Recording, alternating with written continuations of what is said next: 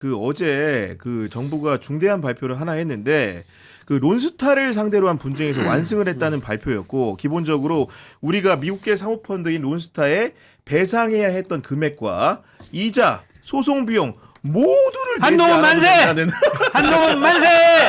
만세!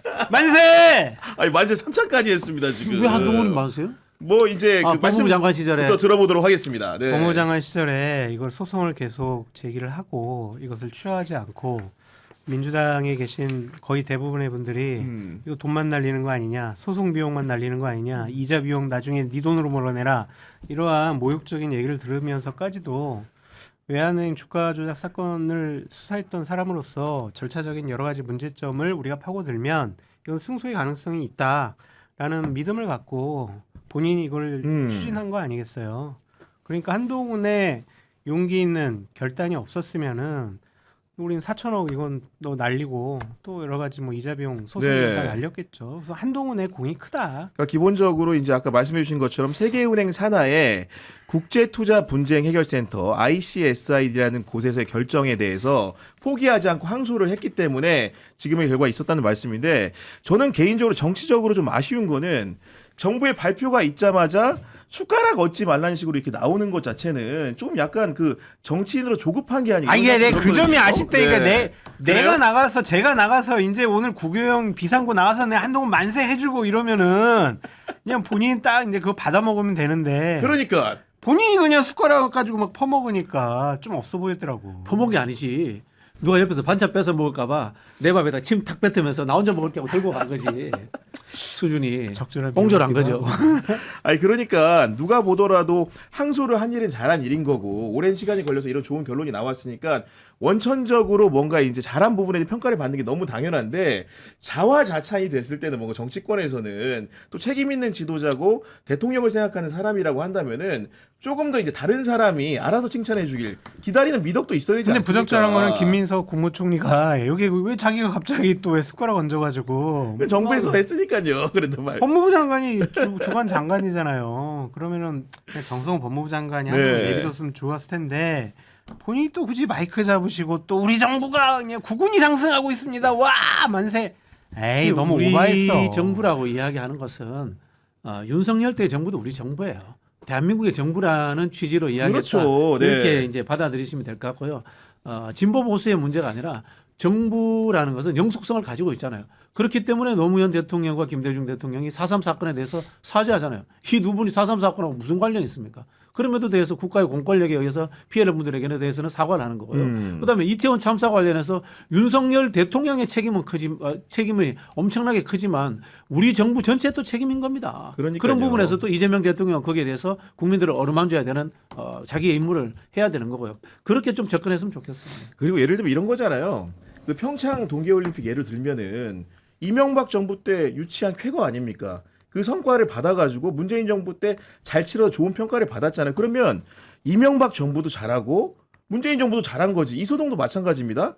사실은 그 윤석열 정부 때 한동훈 장관이 항소를 하고 소송을 유지한 건 맞지만 그 결론이라는 게 계엄 상황 속에서도 법무부나 로펌들이 노력해서 나왔으니까 그 이재명 정부도 잘했다는 평가를 할 수 있는 거 아닙니까? 네. 잘했죠. 그러니까, 잘했는데 네.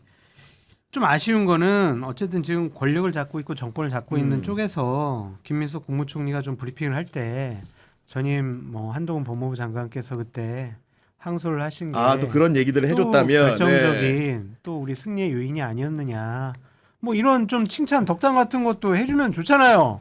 그런 거 쏙 빼고 우리 어느 박지원 의원은 하셨더라고 보니까. 네, 어느 방송에서. 정부가 네. 아니라 12.3 내란 이후 대통령과 법무부 장관이 부재한 상황에서 혼신에 다했다? 뭘 혼신을 다해? 그러니까 올해 1월 말에 지금 뭐 변론은 다 끝났는데 뭘 혼신을 다해요? 숟가락 들고 덤비는 줄 아니까 해줄 필요가 없는 아니 거죠. 근데 이거는 제가 정확하게 알아봐요. 제가 법조도 전문 아닙니까? 이런 소송의 경우에 네. 정부가 하는 일이 얼마나 되냐고 제가 이런 분쟁 전문가한테 물어봤더니 네. 솔직히 말하면 우리 정부가 실질적으로 페이퍼워크나 거기는 히어링이라고 변론 기일 같은 걸 여는데 국제 재판 같은 경우에도 한 일이 아마 5에서 10%밖에 안 될 거다. 이런 얘기를 하더라고요. 어떤 거냐면은 이 사건을 대리한 로펌이 우리나라의 태평양입니다. 네. 그리고 국제중재 전문 로펌 피터 앵김도 이 사건을 맡았고 예.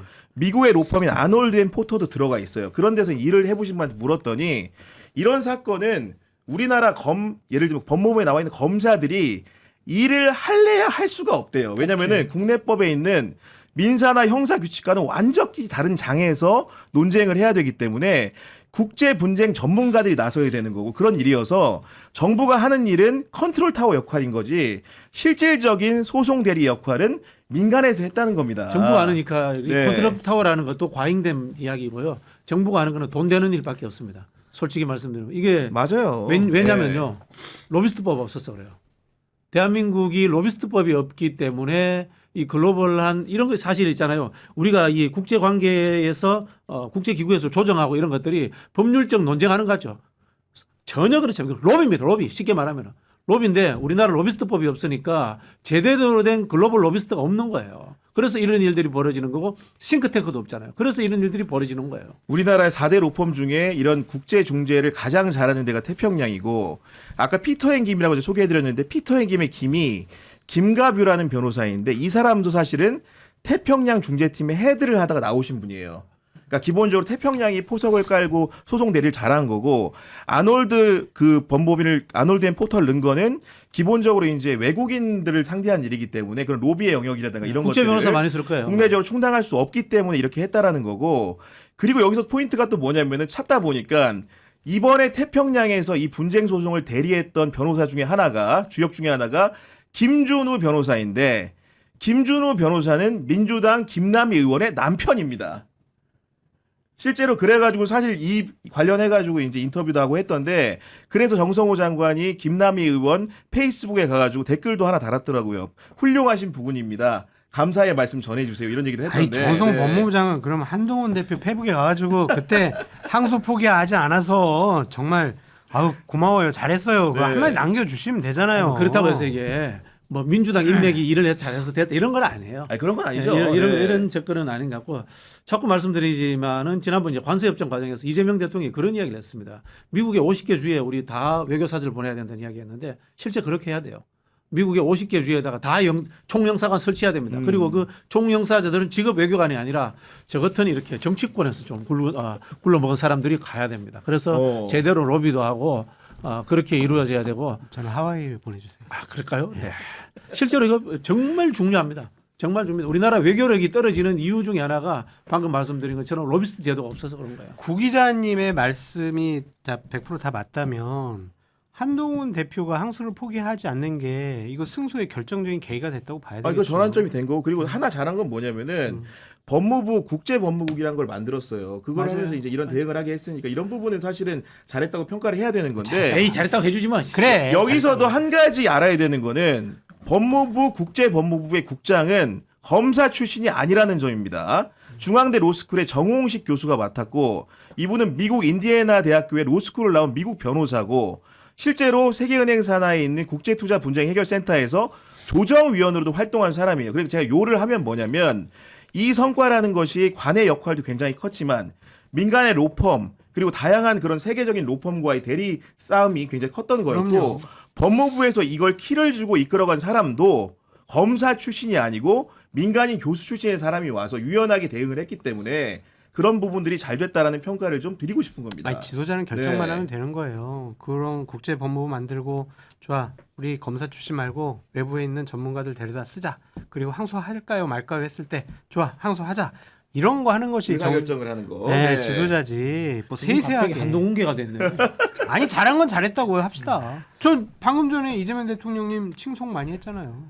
그러니까요. 아무튼간에 그런 상황이기 때문에 이 상황을 좀 객관적으로 입체적으로 봐야지. 우리가 여야가 지금 이거 가지고도 이겼는데 누가 잘했네 못했네 하는 거는 나라 망신 아닙니까, 솔직히. 그거는 민주당이나 그 조상호 법무부 그 정책보좌관 그 친구가 페이북에다가 그렇게 올려서 그래요. 한동훈 너 숟가락 얹지 마라 이런 식으로 페이북을 올렸어요. 오늘 오전에. 오늘 오전에 네, 그런 거 올리면 안 돼요. 그분은 지금 외부에서 민주당의 대변인 역할을 하는 게 아니잖아요. 정부의 공식적인 법무부에라는 부처의 정책 보좌관입니다. 그런 사람이 그런 식의 글을 올리는 것은 부적절해요. 그거 좀 내리라고 좀 연락 좀 하세요. 잘 아시잖아요. 본인 친하시잖아. 잘 몰라요. 저. 친한 걸로 알고 있는데.